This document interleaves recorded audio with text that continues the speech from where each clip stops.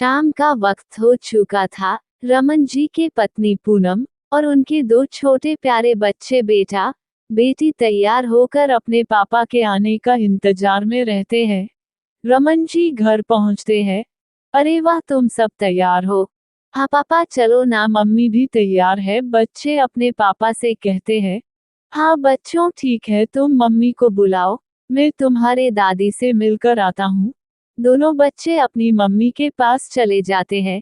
रमन जी अपनी माताजी के पास आकर पूछते हैं, माँ अब कैसी है? आपकी तबीयत बुखार उतरा? हाँ बेटा ठीक हूँ, तुम सब जा रहे हो घूमने?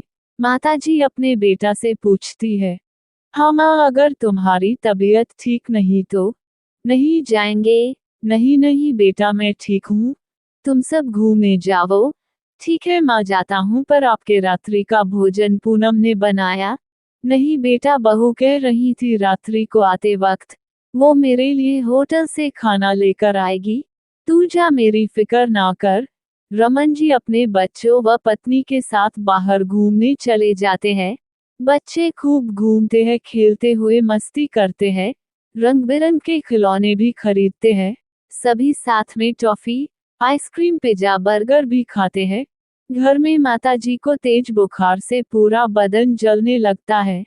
रात के करीब 9 बज चुके थे।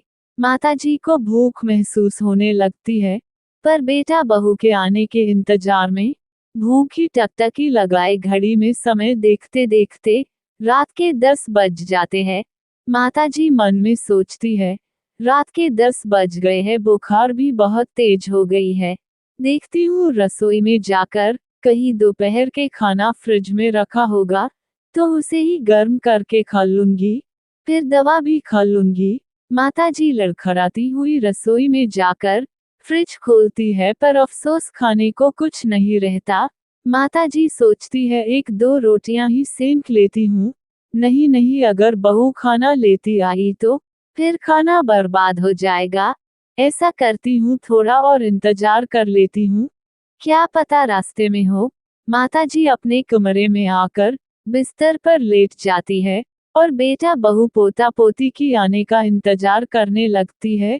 इंतजार में माताजी की आंखें नींद में लग जाती है और खाली पेट बिना दवा खाए गहरी नींद में सो जाती है। रात के 12 बज चुके थे। रमन जी अपनी पत्नी व बच्चों के साथ घर पर आते हैं। पूनम डोर बेल बजाती है। डोरबेल बजने की आवाज से माताजी नींद से उठते ही घड़ी में समय देखती है। अरे 12 बज गए हैं। माताजी बिस्तर से उठना चाहती है, पर तेज बुखार होने की वजह से उठ नहीं पाती। डोरबेल और भी जल्दी जल्दी बजने लगती है। माताजी कैसे भी करके अपना पूरा जोर दम लगाकर दरवाजे के पास पहुंचकर दरवाजा खोल देती है।